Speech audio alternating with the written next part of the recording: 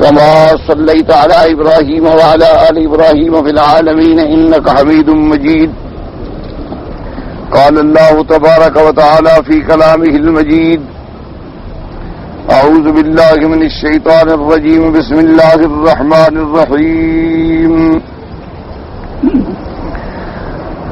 الله لا إله إلا هو الحي القيوم لا تأخذه سنة ولا نوم له ما في السماوات وما في الأرض من ذا الذي يشفع عنده إلا بإذنه يعلم ما بين أيديهم وما خلفهم ولا يحيطون بشيء من علمه إلا بما شاء وسع كرسيه السماوات والأرض ولا يؤوده حفظهما وهو العلي العظيم. قال المؤلف والمفسر رحمه الله تعالى: وهذه الآية مشتملة على 10 جمل مستقلة. فقوله تبارك وتعالى: الله لا إله إلا هو إخبار بأنه المتفرد بالإلہیت لجمیع الخلائق. اب مفسر رحمۃ اللہ علیہ فرماتے ہیں کہ آیت الکرسی کے اندر 10 جملے مستقل ہیں.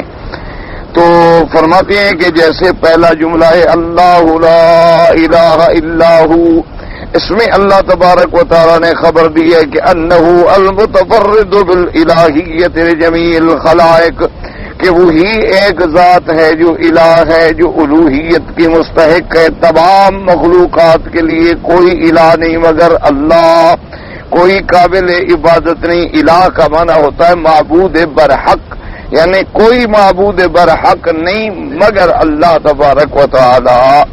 کیونکہ جھوٹے معبود تو لوگوں نے بڑے بنا لیے تھے نا، اس لیے معنی ہوتا ہے کہ لا معبود بحق الا اللہ، اللہ کے سوا کوئی معبود برحق نہیں، کوئی عبادت کے قابل نہیں، کوئی عبادت کے لائق نہیں. یعنی جتنی انواع و اقسام ہیں عبادت کے، صرف اسی کی ذات کے لیے. اس لیے ہمیشہ آدمی خیال رکھے، سب سے اہم مسئلہ جو ہے وہ توحید الوہیت ہے. ایک ہوتا ہے خدا کو ماننا، خدا کو تو سب مانتے ہیں، کون ہے جو خدا کو نہیں مانتا؟ جو نہ ماننے والے ہیں وہ بھی کسی نہ کسی وقت خدا کا نام لے لیتے ہیں، ان کی زبانوں پر بھی خدا کا نام آ ہی جاتا ہے. اصل معنی یہ ہوتا ہے کہ اس کی الوہیت کا قائل ہو کہ اس کے سوا کسی کی عبادت نہیں. لا معبود بحق الا اللہ سبحانہ. فرمایا الحی القیوم، ای الحی فی نفسہ الذی لا يموت ابدا، القیم لغیرہ. وکان عمر رضی اللہ تعالی عنہ یقرأ القیام فجميع الموجودات مفتقرة إليه وهو غني عنها ولا قوام لها بدون أمره، كقوله تبارك وتعالى: ومن آياته أن تقوم السماء والأرض بأمره. اب فرمایا الحی القیوم. الحی کیا معنی؟ الحی فی نفسہ، جو زندہ ہے اپنی ذات میں اور اس زندگی کے لیے کسی کا محتاج نہیں، یعنی بے ذات ہی زندہ ہے، جس کی زندگی حقیقت ہے. تم زندہ ہو لیکن تمہیں خدا نے زندہ کیا، جب چاہیں گے مار دیں گے، لیکن اس کی زندگی جو ہے وہ اپنی ذاتی حیات ہے، وہ اس کے لیے کسی اور کا محتاج نہیں کہ کوئی اسے اور زندہ کرے. اس لیے جیسے فرمایا هو الاول والآخر والظاہر والباطن، سب سے پہلے بھی اسی کی ذات ہے، سب سے آخر میں بھی اسی کی ذات ہے. اس لیے کہ اس سے پہلے بھی کوئی نہیں تھا اور اس کے بعد بھی کوئی نہیں ہوگا. اس لیے فرماتی ہے لا يموت ابدا، اور پھر ایسا زندہ کہ جس پہ موت نہیں آئے گی کبھی. لا يموت ابدا. القیم لغیرہ، خود بھی زندہ ہے بے ذات ہی اور دوسروں کو بھی سنبھالنے والا ہے. فرماتے ہیں وکان عمر رضی اللہ تعالی عنہ یقرأ القیام. حضرت عمر رضی اللہ تعالی عنہ کی قرات تھی قیوم کے بجائے پڑھتے تھے القیام. تو قیوم بھی وہی ہیں، قیام بھی وہی ہیں۔ فرماتے ہیں وَجَمِيعُ الْمَوْجُودَاتِ مُفْتَقِرَةٌ إِلَيْهِ، جو چیزیں دنیا کے اندر ہیں سب اسی کی محتاج ہیں۔ وَهُوَ غَنِيٌّ عَنْهَا، اور وہ کسی چیز کا محتاج نہیں ہے۔ وَاللَّهُ الْغَنِيُّ وَأَنْتُمُ الْفُقَرَاءُ، اللہ کی ذات غنی ہے، اللہ تبارک و تعالیٰ کی ذات کو کسی کی احتیاج نہیں۔ سائر الخلائق وسائر الموجودات مفتقرۃ الیہ، تمام اللہ کی مخلوقات، تمام موجودات جو ہیں وہ اللہ ہی کے محتاج ہیں، اس کے بغیر نہیں زندہ رہ سکتے۔ ولا قوام لها بدون امر، اور کوئی نہیں جو اس کائنات کو سنبھالنے والا ہو، چلانے والا ہو مگر اسی کے حکم سے، اسی کی ذات سے۔ جیسے فرماتی ومن آیاتہ ان تقوم السماء والارض بامرہ، اور اللہ کی الوہیت کی آیات و دلائل میں، نشانیوں میں یہ نشانی ہے کہ وہی ذات ہے جس کے حکم سے یہ آسمان و زمین قائم ہیں، اسی کی ذات سے یہ آسمان و زمین اسی نے پیدا فرمائے اور اسی کے حکم پہ قائم ہیں، وہی ان کو تھامنے والا ہے، سنبھالنے والا ہے، اور کوئی نہیں جو اس آسمان و زمین اور جو اس کے اندر ہے ان کو کوئی تھام سکے۔ تو القیوم بھی اسی کی صفت ہے۔ فرمایا لا تأخذہ سنۃ ولا نوم، اب یہ تیسرا جملہ آ گیا، اے لا یأتریہ نقص ولا غفلۃ ولا ذہول عن خلقہ بل هو قائم علی کل نفس بما کسبت شہید علی کل شیء لا یغیب عنہ شیء ولا یخفی علیہ خافیہ ومن تمام القیومیت انہ لا یعتریہ سنۃ ولا نوم۔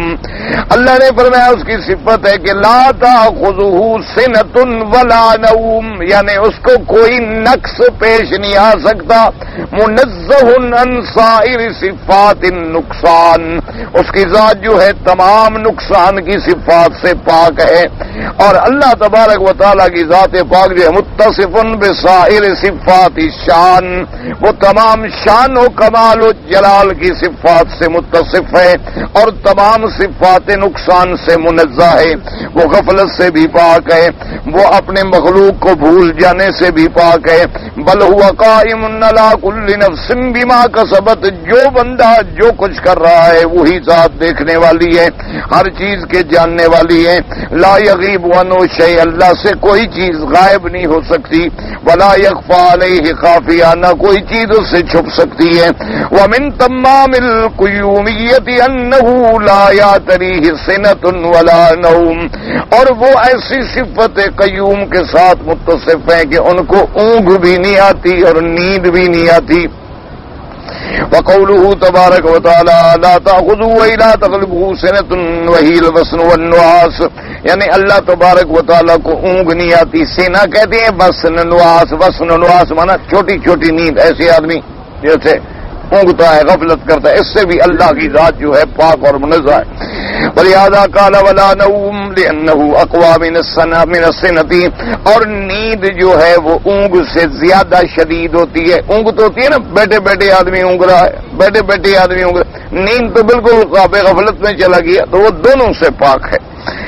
اس کے بعد یہاں فرماتی ہیں وہ فی الصحیح عن نبی موسیٰ رضی اللہ تعالی عنہ قال قام فینا رسول اللہ صلی اللہ علیہ وسلم باربع کلمات فقال ان اللہ لا ینام ولا ينبغي له أن ينام يقبض القسط يرفع إليه عمل النهار قبل عمل الليل وعمل الليل قبل عمل النهار حجابه والنور والنار لو كشفه لحرق الصبحات وجمع انتهى إليه بصره من خلقه۔ صحیح کے اندر موجود ہے، حضرت ابی موسیٰ رضی اللہ تعالی عنہ روایت فرماتی ہیں کہ آقا انعامدار خاتم الانبیاء سرکار مدینہ صلی اللہ علیہ وسلم کھڑے ہوئے اور چار کلمات کے بارے میں ارشاد فرمایا ان اللہ لا ینام، اللہ پاک کبھی نہیں سوتے، اور اس کے بعد فرمایا ولا ينبغي له ان ینام، اور اس کو زیبا بھی نہیں کہ سو جائیں، کیوں اللہ سو جائے تو پھر مخلوق کہاں جائے، جب خدا غفلت میں آ جائے نعوذ باللہ تو پھر مخلوق کیا ہوگی۔ اور اس کے بعد فرمایا کہ اسی کی شان ہے یخفض القسط ویرفعہ، وہ میزان کو اونچا کریں یا نیچا کریں، کیا مانا جس کو چاہیں اونچا کر دیں، جس کو چاہیں نیچا کر دیں۔ اور اس کے بعد فرمایا یرفع الیہ عمل النہار قبل عمل اللیل، دن کے تمام اعمال اللہ کی دربار میں پیش ہوتے ہیں رات آنے سے پہلے پہلے. وَعَمَلَ اللَّيْلِ قَبْلَ عَمْلِ النَّهَارِ، اور جو رات میں ساری مخلوق اعمال کرتی ہے وہ بھی اللہ کی دربار میں پیش ہوتی ہیں. فرمایا حجابہ النور او النار. یہ راوی کا شک ہے کہ حضور نے فرمایا کہ اللہ کے حجابات جو ہیں وہ نور کے حجابات ہیں.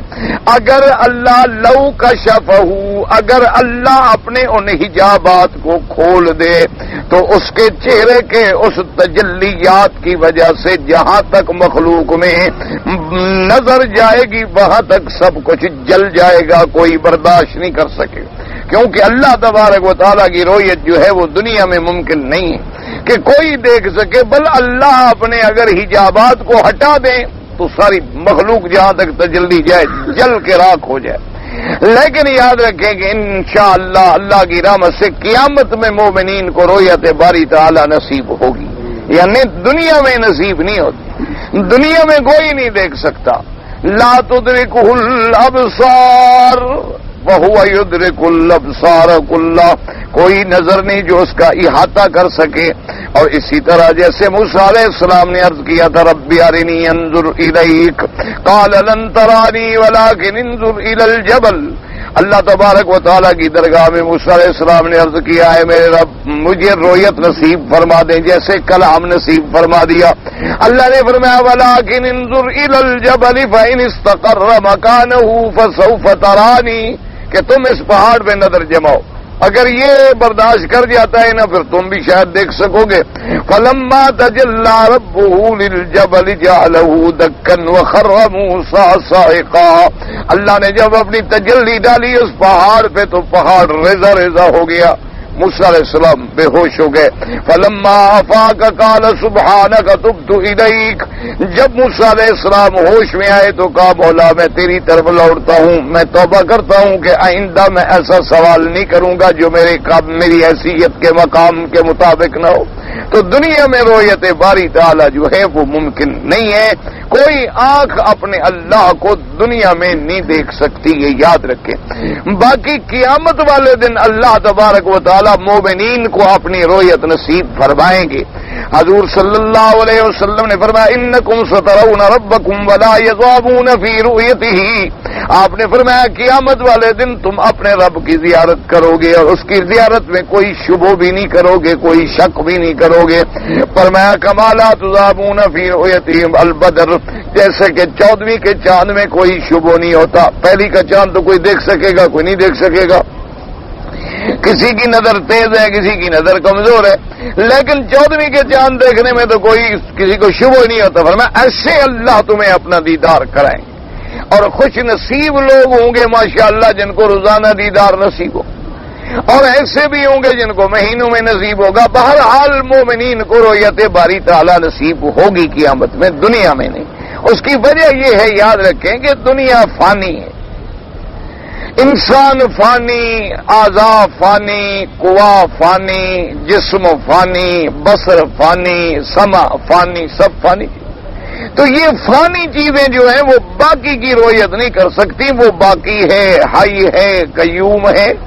لیکن جب آخرت کا معاملہ آئے گا تو پھر اللہ ہم کو بھی ایسی زندگی دیں گے کہ جس کے بعد موت نہیں. اس لیے وہاں جو اللہ تبارک و تعالی ہمیں قوتیں دیں گے وہ بھی ایسی ہوں گی جو ہمیشہ باقی رہنے والی.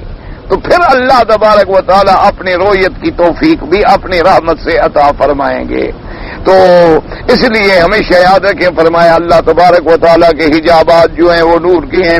اگر وہ ہٹا دے تو انتہا الیہ بصر من خلقی، جہاں تک آپ کی نظر ہوگی یعنی مقصد صاحب جل جائیں گے.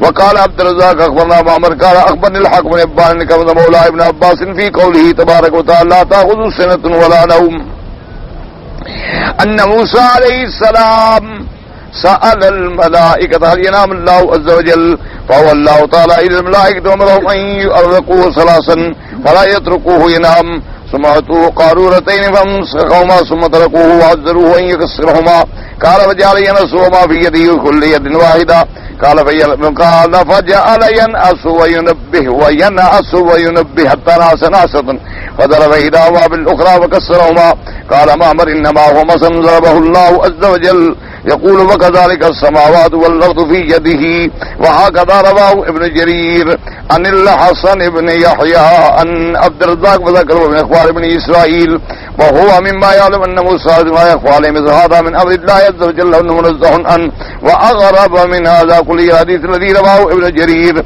اب مفسر رحمۃ اللہ علیہ فرماتے ہیں کہ موسیٰ علیہ السلام نے اللہ تبارک و تعالیٰ کے بارے میں ملائکہ سے سوال کیا کہ اللہ پاک بھی سوتے ہیں؟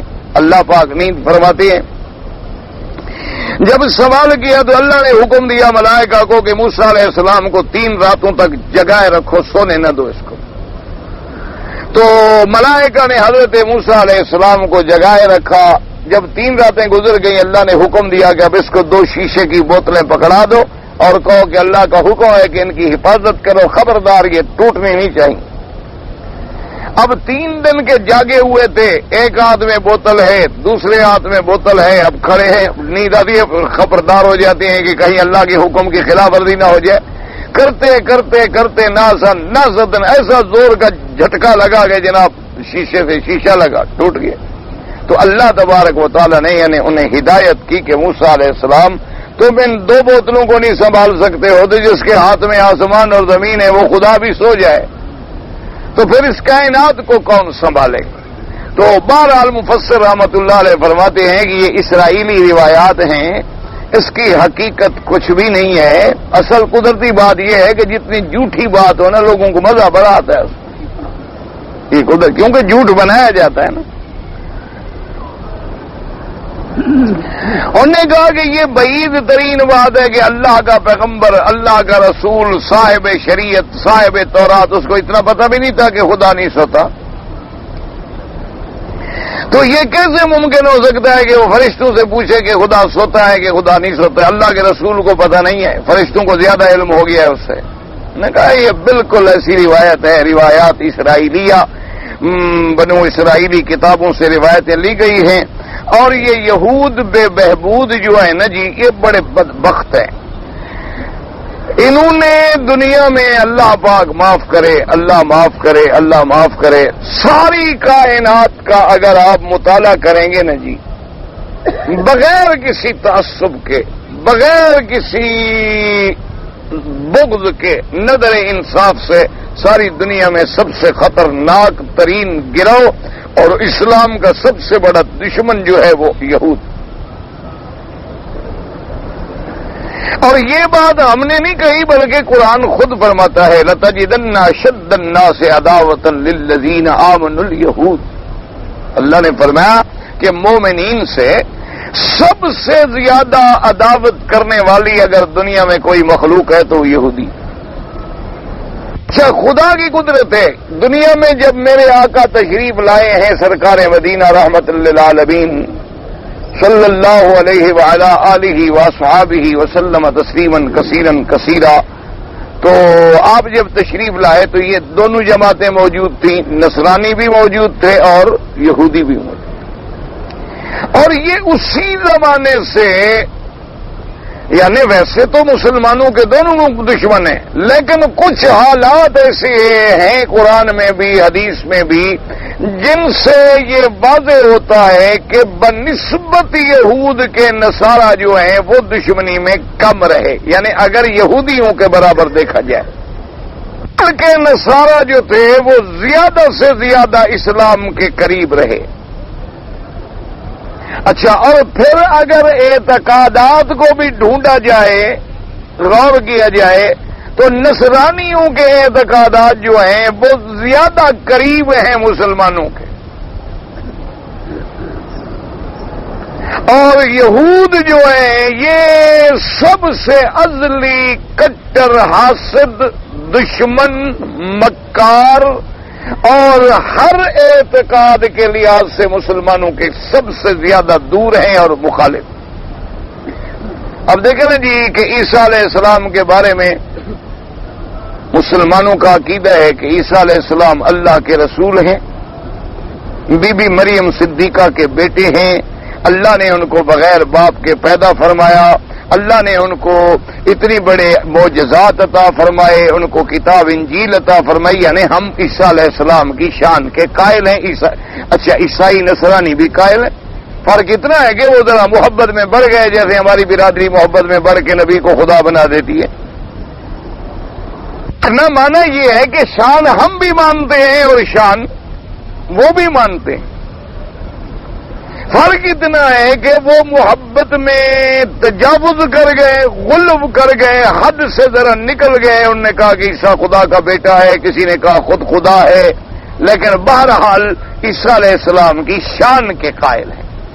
یہودی وہ عیسیٰ علیہ السلام کے دشمن ہیں، وہ کہتے ہیں نعوذ باللہ یہ تو یوسف نجار کا بیٹا ہے، نہ بی بی مریم پاک ہے، نہ حضرت عیسیٰ علیہ السلام حلال کی اولاد ہے. اچھا اب عیسائیوں کا عقیدہ دوسری جانب دیکھیں، وہ کہتے ہیں کہ عیسیٰ علیہ السلام کو سولی پہ تو چڑھایا گیا،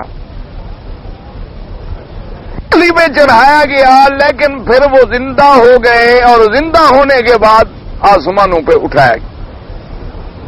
مسلمانوں کا عقیدہ یہ ہے کہ بھی ان کو سولی پر بھی نہیں چڑھایا گیا بلکہ اللہ نے اٹھا لیا. ان کا ایک شاگرد تھا، حواری تھا، ان کے پاس علم حاصل کرنے والا تھا، وہ منافق ثابت ہوا. اس نے یہودیوں سے 30 اشرفیاں لے کے عیسیٰ علیہ السلام کو پکڑوا دیا. تو اس نے جب غداری کی اور عیسیٰ علیہ السلام کو پکڑا دیا تو اب اللہ تبارک و تعالی نے عیسیٰ علیہ السلام کی شبیہ جو تھی نا جی، این عیسیٰ علیہ السلام کی صورت اس پہ ڈال دی. یہودی جو ہے اسی کو پکڑ کے انہوں نے پھانسی دے دیا. عیسیٰ علیہ السلام کو اللہ نے اٹھا لیا. تو اب جناب یہاں بھی ہم قریب قریب ہیں، یعنی وہ یہ کہتے ہیں کہ پھانسی دی گئی پھر زندہ ہوئے اور اٹھائے گئے. ہم کہتے ہیں کہ نہیں، ما قتلوہ وما صلبوہ، نہ آپ کو قتل کیا گیا نہ پھانسی دی گئی، ولکن شبہ لہم، اللہ نے ان کو شبوں میں ڈال دیا. ایک اور آدمی پہ عیسیٰ علیہ السلام کی شکل جو تھی نا جی وہ ڈال دی گئی. انہوں نے سمجھا یہی عیسیٰ علیہ السلام ہے، وہ ان کو پہنچ دے گئے. عیسیٰ علیہ السلام کو اللہ نے اٹھا لی. اچھا اسی طرح ان کا بھی ہے کہ جی ایک زمانہ آئے گا ساری دنیا عیسیٰ علیہ السلام بھی ایمان لے آئے گی. ہم بھی کہتے ہیں کہ آسمان سے اتریں گے، حضور پاک کے دین کے تابع ہوں گے، ساری دنیا میں ایمان بھر جائے گا، لیکن کلمہ محمد الرسول اللہ کا ہوگا. لیکن یہودی ان کے مقابلے پہ کیا کہتے ہیں؟ وہ کہتے ہیں نہیں، وہ تو بات ختم ہوگی، پھانسی چڑھ گئے، مر گئے. یعنی کسی بھی عقیدے میں آپ کسی عقیدے میں آ جائیں، ایک عقیدے میں نہیں ہے، بہت ساری باتوں میں عیسائی جو تھے نا جی وہ اسلام کے قریب قریب رہے. اب دیکھیں نا حضور کے زمانے میں فارس والوں کی اور روم والوں کی جنگ ہو گئی، اور روم میں عیسائی تھے اور فارس میں بت پرست تھے. اب جناب رومیوں کو شکست ہو گئی، فارس والے جیت گئے. مشرکین مکہ خوشیاں منانے لگے کہ دیکھو جی ہمارے بت پرست برادری جیت گئی، بت پرست برادری جیت گئی. یہ مسلمان جو ہے نا کہ کہتے ہیں ہمارے پاس قرآن اللہ کی کتاب ہے، ان کے کتاب والے ہار گئے. اللہ نے قرآن میں سورت نازل کی، الف لام میم غلبت الروم فی ادنى الارض وهم من بعد غلبهم سيغلبون فی بضعۃ سنین. اللہ نے فرمایا ٹھیک ہے میرے مدنی روم شکست کھا گئے، لیکن کچھ عرصے کے بعد ہم ان کو پھر فتح دے دیں. حضرت ابو بکر اتنا خوش ہوئے کہ ابو جہل سے جا کے مقابلہ مقرر کر دیا. حضرت ابی بکر رضی اللہ تعالی نے کہا کہ کیوں خوش ہوتے؟ آؤ چلو ہم شرط لگاتے ہیں. اس زمانے میں شرط ورت حرام نہیں تھی. تو اب یعنی ہر لحاظ سے بہرحال، لیکن خدا کے قرآن کو دیکھیں، آمنا باللہ، آمنا بکتابہ، آمنا بکلامہ ورسولہ. اللہ کا قرآن کتنی بڑی صداقت ہے، کتنی بڑی سچائی. اچھا ساری زندگی پھر یہود اور عیسائی ایک دوسرے کے دشمن چلے آئے. جہاں جہاں ان کو موقع ملا، یہودیوں کو موقع ملا انہوں نے عیسائیوں کو کچل دی، عیسائیوں کو موقع ملا انہوں نے بھی یہودیوں کا بچہ نہیں چھوڑا، بیج ختم کر دیا۔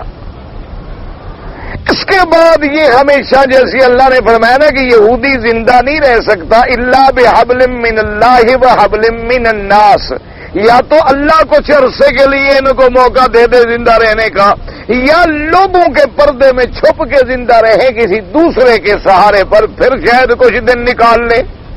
تو اسی طرح یہودیوں پر ہمیشہ ذلت رہی، جب بھی ان کو ذرا جینے کا موقع ملا تو ان نے دوسروں کے سہارے پہ زندگی گزاری۔ جب ہسپانیہ یعنی اسپین وغیرہ فتح ہوا نا جی، طارق جب وہاں داخل ہوئے تو یہودیوں نے اس کی مدد کی، اور جب مدد کی تو خدا کی قدرت ہے، بہرحال مدد کرنے والا آدمی تو سب کو اچھا لگتا ہے نا۔ وہ مسلمان بادشاہ تھا، اس نے کہا شہر نے مدد کی ہے، اس نے بھی ان کو رعایت دے دی کہ چلو میرے ملک میں رہو، ہم تمہیں کچھ نہیں کہتے۔ اس وقت انہوں نے سازش کی کہ مسلمانوں کو اور عیسائیوں کو آپس میں لڑا دیا۔ اچھا اب قرآن پاک دیکھیں، قرآن نے ایک خبر دی ہے 1400 سال پہلے، جب اس وقت ہم پڑھتے تھے تو ہمارا ایمان ہے اللہ کے قرآن بھی الحمدللہ اب بھی ہے، اس وقت بھی الحمدللہ تھا، لیکن بس بات یعنی سمجھ نہیں آتی تھی۔ یہ کہتے تھے بھی اللہ کا حکم ہے آمنا وصدق۔ اللہ نے فرمایا لا تتخذوا اليهود والنصارى اولیاء، اللہ نے فرمایا میرے مدنی اپنے ایمان والوں سے کہہ دو کہ یہود و نصارہ کو دوست نہ سمجھے، یہ تمہارے دوست نہیں ہیں۔ بعضهم اولیاء، بعض یہ ایک دوسرے کے دوست ہیں، حالانکہ یہ تو دشمن ہیں ایک دوسرے کے۔ تو اللہ کے قرآن نے بتلایا کہ ایک دوسرے کے یہ دوست ہیں۔ جب یہ بات آتی تھی تو ایمان تو ہے ہمارا کہ اللہ کا قرآن ہے آمنا وصدقنا، لیکن اب جناب آپ دیکھ لیں کہ این اللہ کے قرآن کی صداقت ایسے سامنے آ گئی جیسے سورج ہوتا ہے کہ آج پھر یہودی اور عیسائی ایک ہو گئے، اور عیسائیوں کے سب سے بڑے جو پاپائے روم ہیں، چونکہ عیسائی جو ہے نا آگے پھر دو حصوں میں تقسیم ہوتے ہیں، کیتھولک اور پروٹسٹنٹ۔ جو اصل میں کیتھولک ہیں وہ ان کے طرح مذہب پر زیادہ پکے ہوتے ہیں، اور دوسرے جو ہیں وہ بس ایسے نام کے ہوتے ہیں۔ تو جو ان کا سب سے بڑا پاپائے روم ہے، جو ان کا پوپ جس کو کہتے ہو، پوپ سمجھا جاتا ہے بڑا، ان کا پردھان منتری جو ہے ان کا سب سے بڑا، تو اب اس نے باقاعدہ ایک فرمان جاری کر دیا ہے کہ بھی یہودیوں نے جو عیسیٰ علیہ السلام کو جرم کیا تھا پھانسی دینے کا، ہم نے معاف کر دیا۔ اس نے ایک باقاعدہ فرمان جاری کر دیا کہ بھئی وہ جو تمہاری غلطی تھی نا، اب چونکہ تم نے اعتراف کر لیا، ندامت کر لی، مان لی، تو بات ختم ہو گئی، بس ہم نے تم کو معاف کر دیا ہے۔ اسی لیے اب جو یہودیوں کا بڑا وزیر ہے وہ جب آیا تو وہ اس پوپ کے پاس خود ملنے کے لیے گیا، اور اس نے جا کے اس کو ایک تحفہ بھی پیش کیا کہ جناب یہ وہ کاسا ہے جو حضرت سلیمان علیہ السلام کے زمانے سے 4000 سال سے ہم حفاظت کر رہے تھے، ہم آپ کو تحفہ پیش کرتے ہیں، اب آئندہ آپ اس کو اپنے پاس رکھیں۔ اب دوست بن گئے، جو قرآن نے میں پہلے بتایا تھا کہ میرے مدنی یہ تمہارے دوست نہیں بن سکتے، یہ ایک دوسرے کے دوست ہیں، کیونکہ الکفر ملت واحدہ، کفر جہاں بھی ہو وہ ایک دوسرے کا ساتھی۔ حالانکہ اتنی بڑی دشمنی، یعنی یہ تو ایک دوسرے کا نام نہیں سن سکتے تھے، یہ تو ایک دوسرے کی شکل دیکھنا بھی گوارا نہیں کر سکتے تھے، یہودی اور نصرانی۔ بھائی اصولی بات ہے کہ ان کے نزدیک جو خدا ہے وہ ان کے نزدیک نعوذ باللہ ولد الحرام ہے۔ آپ اندازہ کریں، اللہ معاف کرے، اللہ معاف کرے، اللہ معاف کرے، کوئی اتنا بغیرت مسلمان ہوگا کہ ہمارے نبی کی کوئی توہین کرے اور ہم اس کے ساتھ دوستی رکھیں؟ کوئی ایسا بغیرت مسلمان ہو سکتا ہے؟ کافر تو کافر ہے، مسلمان اگر ہے تو یقین فرمائیں کہ اس کے ہاتھ سے آج 1400 سال گزر گئے، ہمارے ایمان کمزور ہو گئے، ہم بالکل ضعیف الایمان ہو گئے، لیکن آج بھی اگر بیٹے سے حضور پاک کی حدیث کے بارے میں کوئی توہین ہو جائے تو باپ اس کے منہ پہ مار دیتا ہے کہ تم حضور کی کتاب کی توہین کر رہے ہو. قرآن شریف گر جائے تو فوراً باپ تھپڑ مار دیتا ہے اللہ کی کتاب تم نے گرا دی ہے. تو ہمیں اللہ کے نبی سے جب اتنی محبت ہے تو عیسائیت یا یہودیت اب تو وہ دونوں طاقت میں ہیں, عروج میں ہیں, ان کے پاس جدید ٹیکنالوجی ہے, دولت ہے, پیسہ ہے. اور اب جناب جن کا عقیدہ یہ تھا کہ یہودیوں کا عقیدہ یہ تھا کہ عیسیٰ علیہ السلام بی بی مریم پاک عورت کا بیٹا نہیں بلکہ یوسف النجار کا بیٹا ہے, نعوذ باللہ ثم نعوذ باللہ, یعنی نعوذ باللہ وہ حلالی اولاد ہی نہیں. تو اب ان کو کہہ دیا جائے کہ جی تمہارا جرم معاف, اور دوست بن گئے. اچھا اس وقت جو عیسائیوں کی جتنی بڑی قوت کیوں نہ ہو جائے ہے وہ یہودیوں کے ہاتھ میں. جانے فرنگ جو ہے نا جی پنجہ یہود میں ہے, جیسے اقبال نے کہا تھا نا کہ جانے فرنگ پنجہ یہود میں ہے. اس پر ابھی تک ان کی گرفت ہے کیونکہ اقتصادی طور پر جتنے ان کے بینک ہیں نا جی وہ سب سے بڑے بینک جو ہیں وہ ان یہودیوں کے ہیں اور وہ سپر ہیں, ان پر سٹیٹ کا کوئی کنٹرول نہیں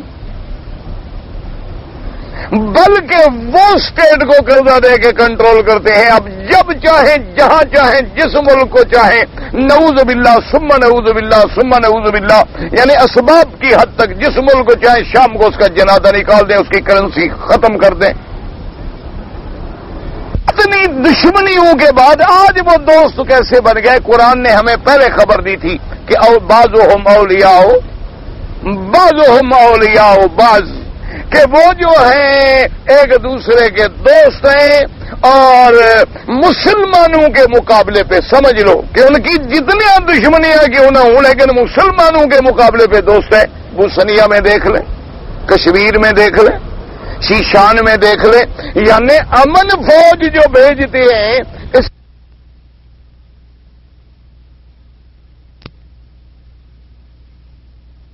کے چیمپئن عدل و انصاف انگریز کا معروف تھا. یہی عدل اور انصاف ہے کہ تم کتے کو مرتا ہوا نہیں دیکھ سکتے ہو. بلی اگر روڈ پہ مر جائے تو تم اس کے لیے کروڑوں ڈالر کے فیصلے کرتے ہو, جرمانے لگا دیتے ہو. تم جناب بہبود انسانیت کے لیے دنیا میں چیختے پھرتے ہو. تم ساری دنیا میں کانفرنسیں کر کے عورت کے حقوق کے لیے چیخ رہے ہو, اور وہاں جو عورتوں کی عصمت دری ہو رہی ہے, بچے ذبح ہو رہے ہیں, عورتیں قتل ہو رہی ہیں, وہاں تمہاری غیرت اور امن کہاں جاتا ہے؟ جو عورت گھر میں بیٹھی ہے اس کی حفاظت کرنے کے لیے نکلے ہو, اس لیے کانفرنسیں کر رہے ہو.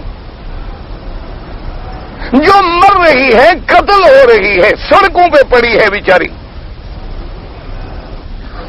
عصمتیں لٹ رہی ہیں, اجتماعی آبرو ریزی ہو رہی ہے, لیکن وہ مسلمان کی بیٹی ہے.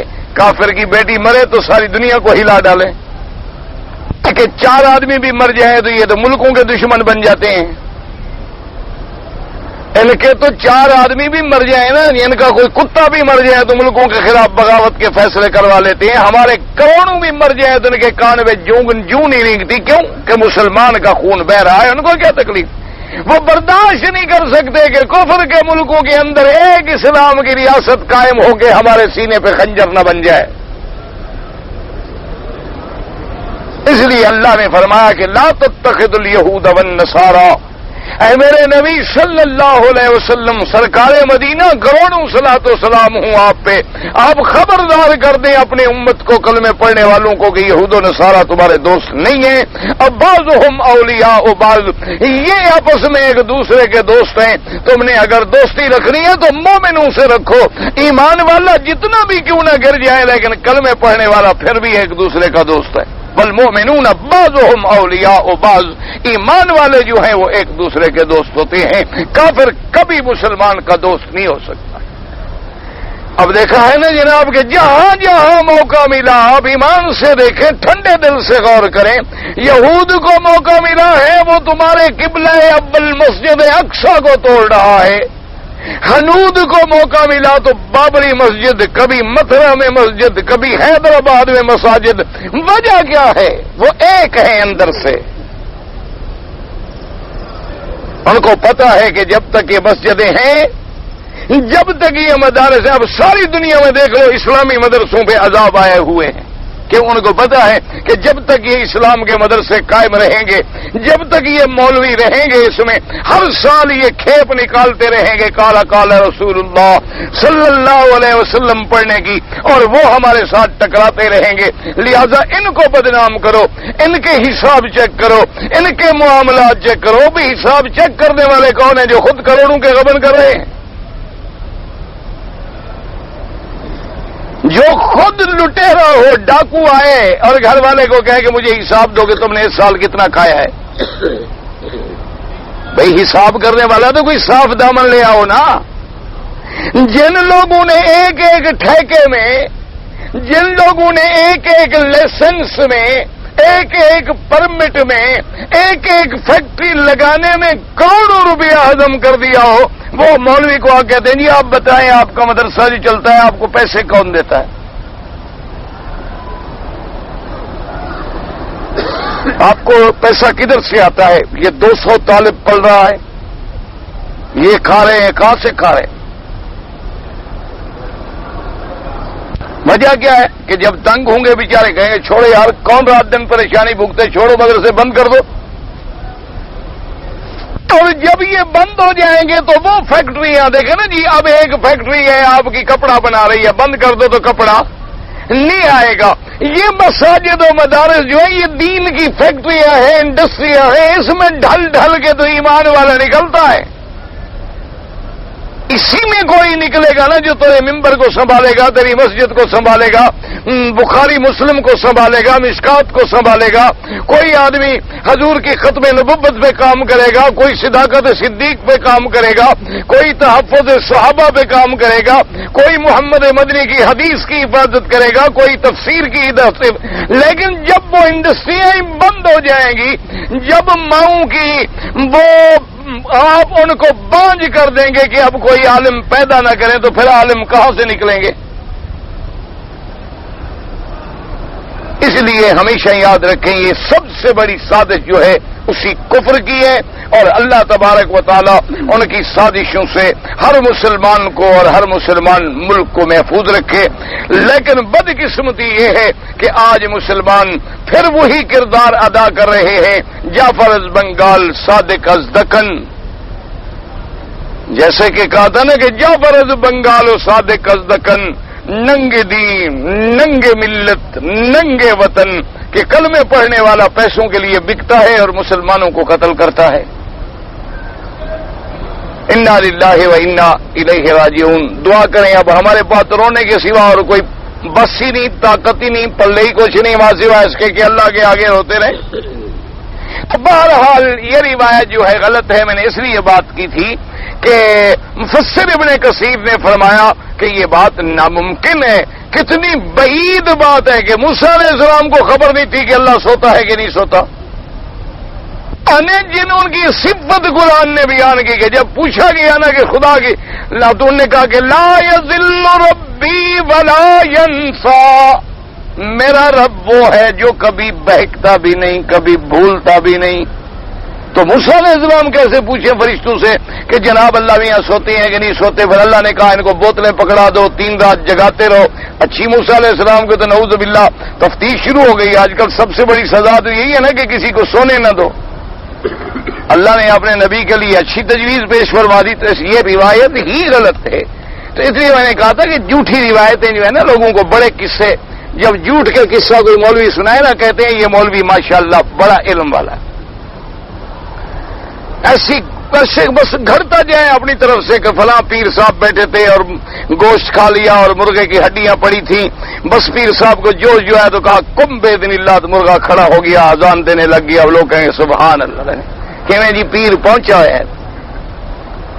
انا للہ و انا، وہ خدا کے بندے پیر مرغے زندہ کرتے ہیں، ان کی اپنی اولادیں جو مر گئی ان کو زندہ نہیں کر رہے. ان کے اپنے بیوی بچے جو مر گئے ان کو اچھے نہیں لگتے. وہ ان کے اپنے باپ دادا جو مر گئے ان سے دشمنی تھی، ان کو نہیں دوبارہ زندہ کر لیتے کہ جی مجھے مدت ہو گئی ہے باپ کو ملے ہوئے دیکھے ہوئے، آج تو کھڑے ہو جاؤ کم باذن اللہ۔ اگر ان کے ہاں اتنی قوتیں ہیں تو اپنے لیے تو کم از کم اسرائیل کو روک دیں گے جی مہربانی کرو میں ابھی نہیں مرتا، میں 200-250 سال ابھی مزید زندہ رہنا چاہتا ہوں۔ سب جھوٹے کہانیاں ہیں، جھوٹے قصے ہیں۔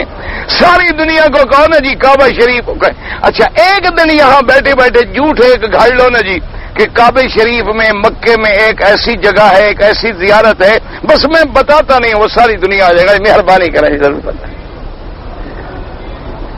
نہیں بھائی نہیں، وہ بڑی خاص چیز ہے، وہ ہر آدمی کو نہیں بتائی جا سکتی، بس لوگ پیچھے پڑ جائیں گے۔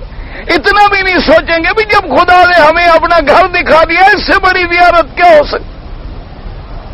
بھائی اللہ نے جب ہمیں کعبہ دکھا دیا، محمد مدنی کا روضہ دکھا دیا، اللہ تبارک و تعالی نے جب ہمیں مسجد الحرام، بلد اللہ الامین، اللہ نے مقام ابراہیم، آیات بینات، صفا مروہ، یہ شعائر مشاعر سب دکھا دیے ہیں، اس کے بعد جو ہم کوئی اور زیارتیں ڈھونڈتے پھریں، عقل کی بات ہے؟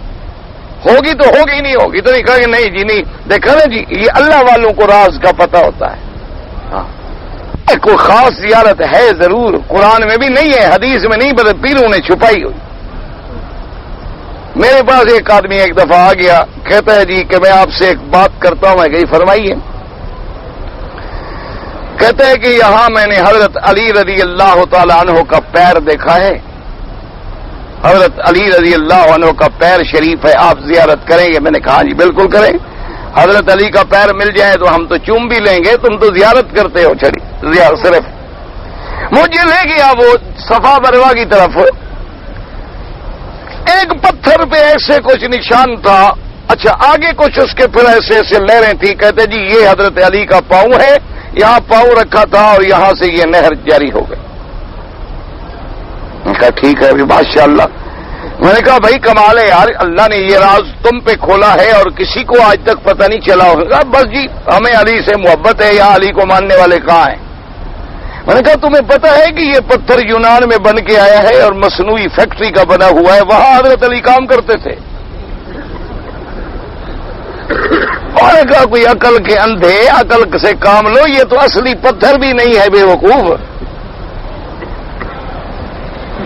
ایک تو چلو کوئی اصلی پہاڑ کا پتھر ہوتا تب بھی کوئی تھوڑی بہت میں تمہاری بات مان لیتا ہوں، یہ تو مصنوعی پتھر ہے خدا کے بندے، اس میں کاربن آکسائڈ نہیں ڈالا گیا، اس کو نکال کے اس کے بغیر اس کو پاؤڈر کر کے پھر پتھر بنایا گیا ہے کہ وہ کاربن آکسائڈ جو ہوتا ہے نا سیاہ رنگ کا بلیک، وہ نکال دیا ہے، چونکہ وہ ہو تو پاؤں جلتے ہیں، وہ نہ ہو تو یہ ٹھنڈا رہتا ہے۔ یہ تو مصنوعی پتھر ہے، یونان سے بن گیا۔ انہوں نے کہا حضرت علی یونان میں کام کرتے تھے کیا؟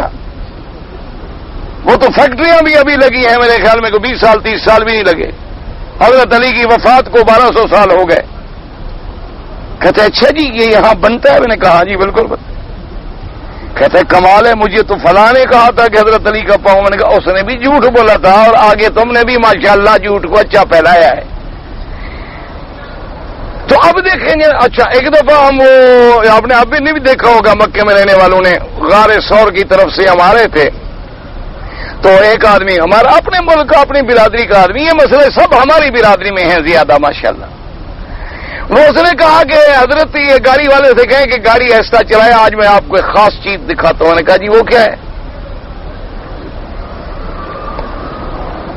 کہنے لگا حضور پاک جب ہجرت پہ جا رہے تھے نا تو حضور کی دشمنی کے لیے ایک عورت جو تھی وہ چھپ کے بیٹھی ہوئی تھی کہ حضور جب گزریں گے تو میں پتھر گراؤں گی حضور۔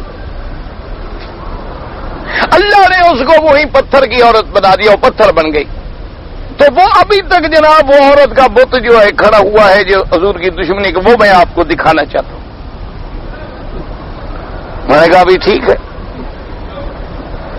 تو وہ گاڑی والے کو میں نے کہہ دیا، میں نے کہا ذرا آہستہ چلانا، جہاں یہ حاجی صاحب کہیں ہمارے مہمان ہیں، ہمارے ضلع سے تشریف لائے ہیں، اب ان کی بات نہ مانے تو کہیں گے یار مکے میں جا کے لوگ بدل جاتے ہیں۔ تو میں نے کہا جی ہاں یہ حکم فرمائیں، گاڑی روک لینا، چلو اچھا ہے آج اس عورت کو ہم دیکھ لیں جو حضور کو پتھر گرا رہی تھی۔ وہاں رک گئے، ایک پتھر ہے وہاں اس سے تھوڑا سا نکلا ہوا، تو نے کہا جی یہ ہے۔ میں نے کہا جی ٹھیک. میں نے کہا اچھا مجھے یہ بتلائیں کہ یہ عورت جو ہے یہ آپ کے خاندان سے ہے یا مکے کی تھی؟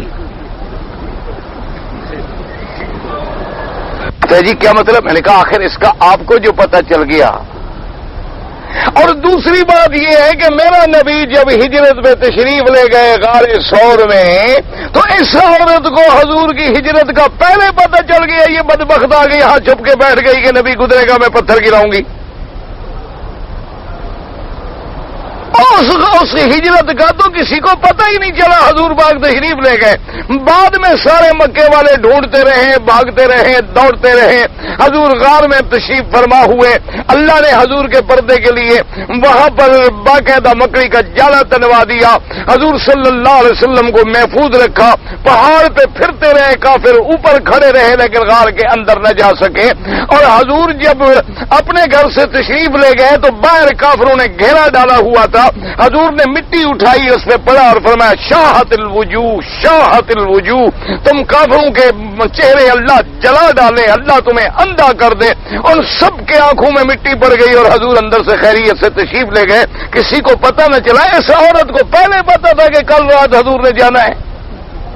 یہ یہاں اکیلی آگے چھپ کے بیٹھ گئی تھی کہ میں حضور پہ پتھر گرا دوں گی.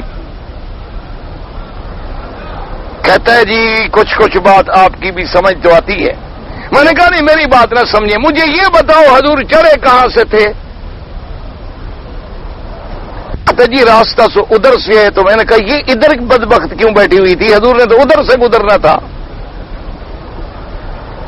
یہ اس راستے پہ نہیں بس کے اس کے الٹی جانب بیٹھی ہوئی ہے. حضور تو ادھر سے جا رہے ہیں دار الحجرہ. یہ جو راستہ ہے سیدنا حضور اپنے گھر سے تشریف لے گئے. حضور کا گھر مبارک تھا معلیٰ کی طرف, جہاں بی بی خدیجہ زہرا آپ کی بڑی بی بی جو ہیں رضی اللہ عنہا ان کا گھر تھا نا. اب تو وہ مسجد بن گئی, حرم میں آ گیا. تو وہاں گھر تھا, وہاں سے تشریف لے گیا. سیدنا ابی بکر کا گھر تھا مسفلہ میں شار ابراہیم الخلیل. اچھا یہاں مسجد ہوتی تھی سیدنا صدیق, وہاں حضور تشریف لے آئے.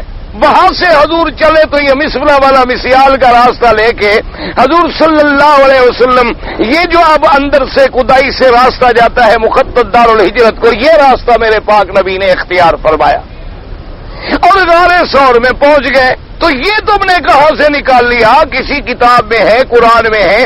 جب اللہ نے ہجرت کا واقعہ خود قرآن میں بیان فرما دیا ہے, اس عورت کا قصہ خدا نے کیوں بیان نہیں کیا؟ کہتے جی پھر یہ ایسے لگتا کیوں ہے؟ میں نے کہا جی ٹھیک ہے, اب آپ آئیں میں آپ کو ایسے دو چار اور دکھا دوں تاکہ تمہاری جان چھوٹے, کوئی عقیدہ تو ٹھیک ہو جائے. پھر میں اس کو لے گیا 2-3 اور پہاڑوں پہ جا کھڑے ہونے کے. دیکھو دور سے یہ جو ہے نا یہ ہے اونٹنی حضرت صالح والی. کہتے ہیں ہاں جی لگتی تو اونٹنی ہے.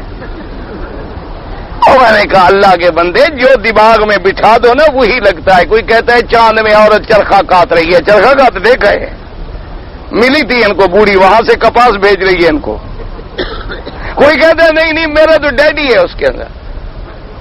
میں نے چاند میں دیکھا تو میرے ڈیڈی وہاں پہنچے ہوئے تھے ماشاءاللہ. اچھا یہ کسی نے غور نہیں کیا کہ اگر چاند میں پہنچ جاؤ تو وہ بھی جہنم میں جائے گا. سمجھ آیا مسئلہ کہ نہیں؟ چاند پہ پہنچ جانا کوئی کمال کی بات نہیں ہے.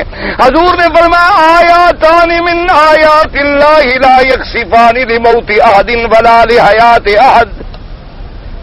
آپ نے فرمایا کہ خبردار چاند اور سورج جو ہے یہ اللہ کی نشانیاں ہیں.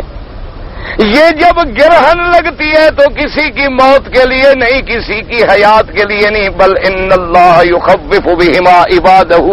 اللہ تبارک و تعالی اپنے بندوں کو ڈراتے ہیں ان آیات کے ساتھ. اور حضور نے فرمایا یصودان یکوران, قیامت والے دن اللہ ان کو بے نور کر دیں گے, سیاہ کر دیں گے, اور یلقیان فی نار جہنم, جہنم میں ڈال دیے جائیں گے. تو جو چاند میں ہوگا وہ بھی تو سب کٹھے چلے جائیں گے اندر. تو ترقی اچھی کی ہم نے, نکلے یہاں سے کہ جہنم سے بچیں پھر جہنم میں جا پڑے. اور پھر صحابہ نے بھی پوچھا کہ حضور ان چاند سورج کو جہنم میں ڈالنے کا کیا فائدہ ہوگا, کیا حکمت ہوگی؟ کتابوں میں آتا ہے کہ روایات میں آیا اس کی وجہ صرف یہ ہوگی کہ جو لوگ سورج چاند کی عبادت کرتے ہیں وہ دیکھ لیں کہ آج ہمارے خدا تو خود جہنم میں پڑے ہیں. اور دوسری وجہ حضور نے فرمایا یہ ہے کہ ایک جہنم ہے جو اللہ نے پیدا کر دی، وہ زمینوں کے نیچے ہے، اور یہ سمندر جو ہے اس کو بھی اللہ جہنم بنا دیں گے، اور چاند سورج کو جب ان میں ڈالا جائے گا تو ان کی حرارت اور نیچے جہنم کی حرارت بن کے ایک آگ بن جائے گی مزید، ورنہ جنت تو پیدا ہو چکی، جہنم بھی پیدا ہو چکی۔ تو اس لیے جو ہے نا یہ جھوٹے قصے لوگوں کو مزہ بڑھا دیتے ہیں، ہے جھوٹ، یہ بات یاد رکھیں۔ اچھا جی، کہتا ہے جی اگر کوئی آدمی مر جائے تو قرآن خوانی کر سکتے ہیں؟ بھائی خود قرآن پڑھو، دعا مانگو، کوئی منع نہیں، کوئی منع نہیں، سارا سال پڑھا کرو، والدین کے لیے، جو رشتہ دار فوت ہو گئے ان کے لیے دعا کیا کرو، اللہ ثواب دیں گے۔ امام شافعی رحمۃ اللہ علیہ تو قرآن کے ثواب کے قائل نہیں ہیں، وہ فرماتے ہیں کہ قرآن پڑھنے سے دوسرے کو ثواب نہیں ملتا، لیکن باقی امام حضرات قائل ہیں کہ ثواب ملتا ہے، سمجھ آ گئی بات۔ لیکن یہ جو ہمارے یہاں رواج ہے نا جی کہ کوئی مر جائے تو لوگ کہتے ہیں مدرسے والوں سے کہ بھئی اب مہربانی کریں اتنے طالب بھیج دیں، اور مدرسے والے بھی پوچھتے ہیں کہ جناب پیسے کتنے دیں گے آپ؟ تو اگر پیسے زیادہ ملیں تو قرآن زور زور سے پڑھتے ہیں، اور تھوڑے ملیں تو نہیں پڑھتے۔ بڑا آدمی مر جائے تو سارے مدرسے والے پڑھتے ہیں، اور غریب مر جائے تو ایک طالب بھی نہیں پڑھتا، یہ بدعت ہے، ناجائز ہے۔ نہ ایمان سے کہو، تمہارے علاقے میں جو غریب مر گیا تم نے مکے میں آ کے اس کے لیے کبھی عمرہ کیا ہے؟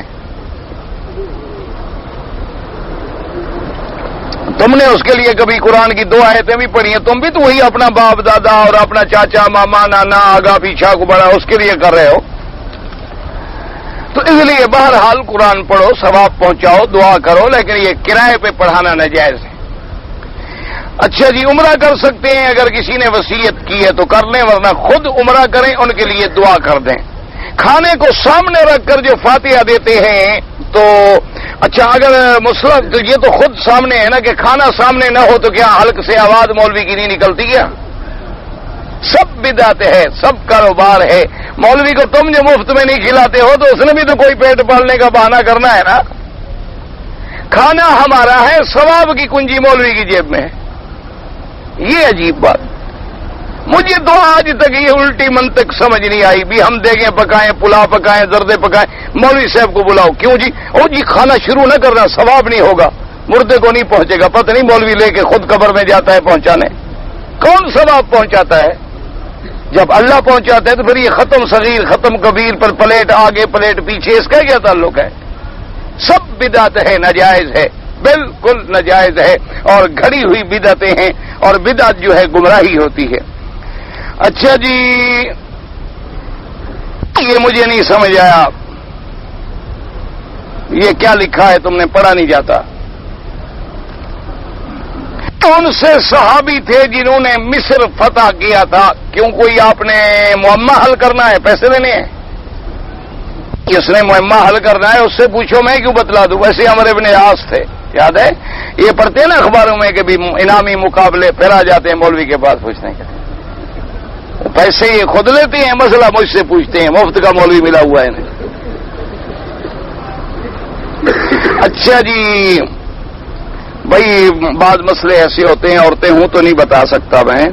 اچھا جی، سعودی بھائی بغیر ٹوپی کے نماز پڑھتے ہیں، بغیر ٹوپی کے نماز ہو جاتی ہے، سر ننگا نماز ہو جاتی ہے، لیکن یہ جو فیشن بن گیا ہے نا کہ سر پہ کپڑا رکھنا ہی نہیں، یا کپڑا موجود ہو اور پھینک دیا کہ سر ننگا نماز پڑھنی ہے، پھر نہیں ہوتی۔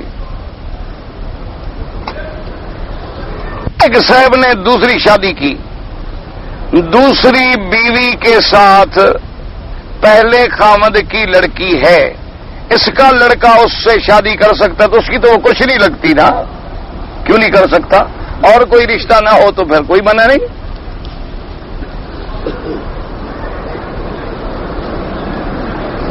یعنی کیا لکھا ہے کہ بعض لوگ کہتے ہیں کہ ببسی پینا صحیح نہیں ہے، تو جو کہتے ہیں اصل وجہ یہ ہے کہ بعض لوگوں کی تحقیق ہے کہ پیپسین ایک مادہ ہوتا ہے، پیپسین، وہ اس میں ڈالا جاتا ہے، اگر وہ ڈالا جاتا ہے پھر تو ٹھیک نہیں ہے۔ وہ بعض لوگوں کی اتنی بڑی تحقیق ہے کہ وہ شاید خنزیر کے میدے کے انزائم سے بنتا ہے، تو بہرحال ایک چیز مشکوک ہو جائے تو ببسی پینے کے بغیر مر جائیں گے ہم، جب تک ببسی نہیں بنی تھی تو زندہ تھے۔ تو اس لیے بعض محقق لوگ جو ہے وہ کہتے ہیں کہ جتنی رنگ والی بوتلیں ہیں نا، یعنی کالا، پیلا، نیلا جو بھی ہے، اس سے بچو. کہتے ہیں وائٹ جو سفید ہو وہ پیا کریں، اس میں وہ چیزیں نہیں ہوتی. اس کلر کو پکانے کے لیے بھی وہ کہتے ہیں کہ الکوہل کا ٹچ دیا جاتا ہے کہ رنگ مضبوط رہے. اس لیے آپ نے دیکھا ہے نا، ہم جو دیسی شربتیں بناتے ہیں ان کے رنگ پکے نہیں ہوتے، لیکن ان کے رنگ بڑے پکے ہوتے ہیں، اترتے ہی نہیں. تو اس کی وجہ یہ ہے کہ اس میں الکوہل کا ٹچ دیتے ہیں وہ.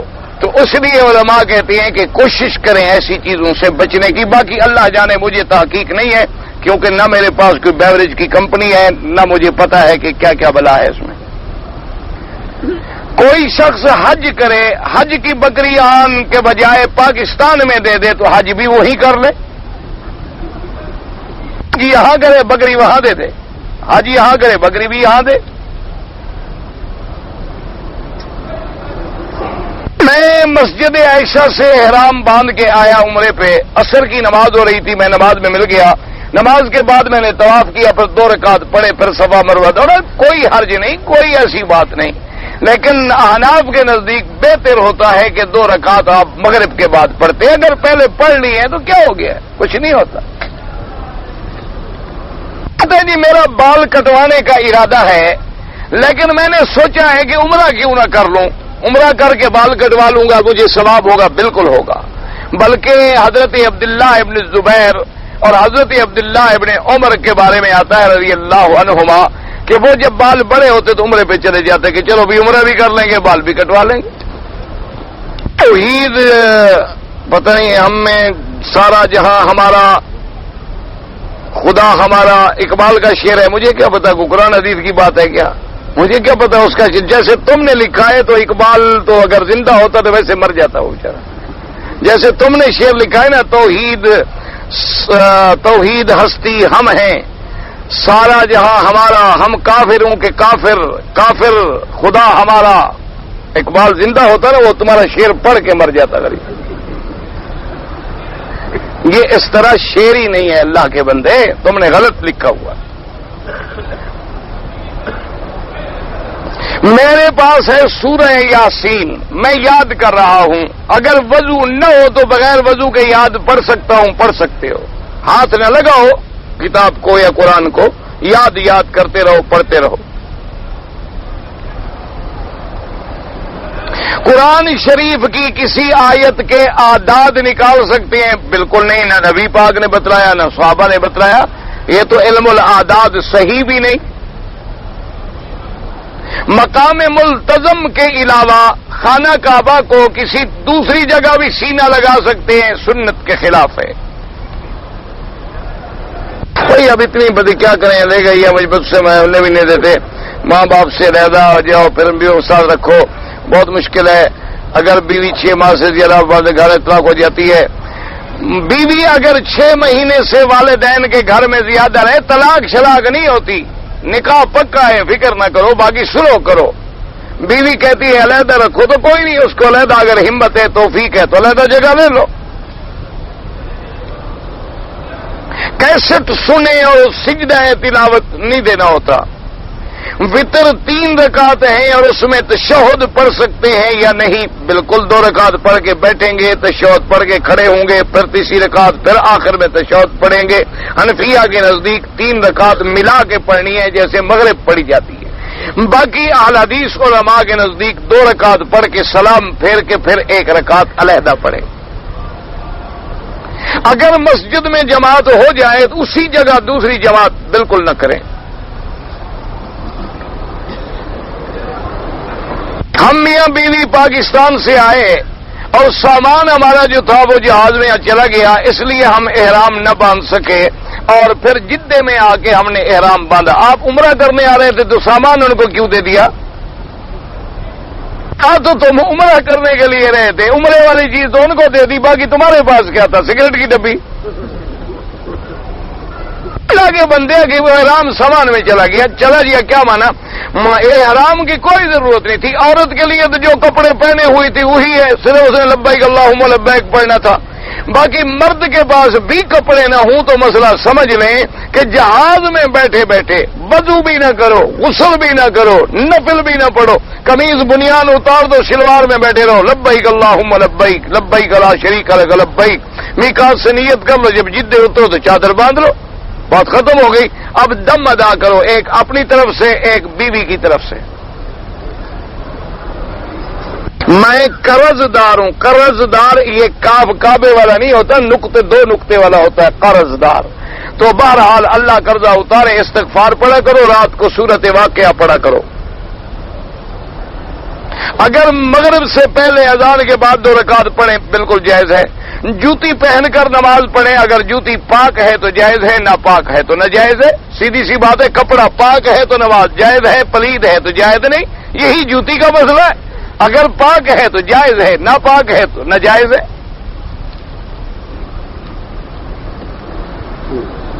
کہتے ہیں جی میرے قریبی 2 عورتیں رشتہ دار ہیں، انہوں نے کافی عرصے سے تویز وغیرہ کر رکھے ہیں، میں نے کئی بار حساب کرائے ہیں، تمہاری چوکٹ سے تویز نکلتی ہے، حساب کرنے والے تمہیں بے وقوف بنا رہے ہیں، کوئی عورتوں نے تویز نہیں کر رکھے، تویز شویز ہوتے دنیا میں کچھ نہیں ہوتا، ایسے خام خواہ تمہیں پاگل بنا رہے ہیں تاکہ تم سے پیسے لوٹیں، بس کچھ بھی نہیں، سب وہم ہے۔